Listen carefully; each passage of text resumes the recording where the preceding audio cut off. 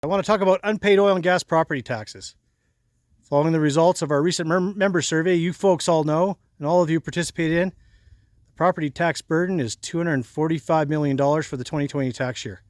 And we've continued to advocate to the government and industry on the need for action on this issue.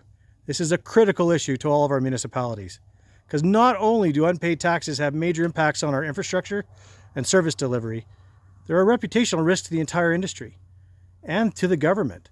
And this lack of industry accountability for unpaid taxes suggests that the industry may not be held into account in other areas. So this is an important message. And really, the non-paid taxes become a huge cornerstone of the ESG discussion that's been going on.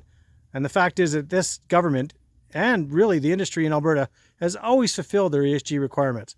This is part of our brand. This is who we are.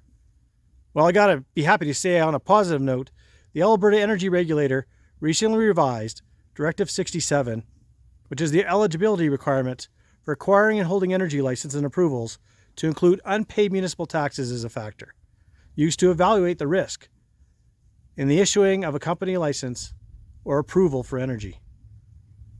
This is great news. And really, the fact is that the change in the directive is really the first time that the ER has responded to RMA's concerns and your folks' lobbying that the need for unpaid taxes to be a factor in energy license approval is critical to Alberta. It's critical to Albertans and is critical to ratepayers, and ultimately needs to be a factor in the energy license approval process. You can look for more information on this change, and you can find it on the AER website as well as in the RMA bulletin.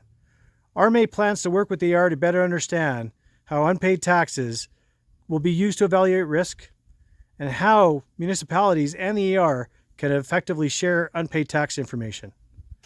But we're not done yet, because we still have some issues tied to the MGA. And the fact is we cannot use the normal processes we have in place to deal with unpaid taxes. We're going to continue to work with this government to try to fill those loopholes that you can actually drive an unpaid pipeline through. And we're going to try to fill that loophole to ensure that people are paying taxes that are due to them. Thank you, folks, for all your advocacy. Thank you for all your hard work.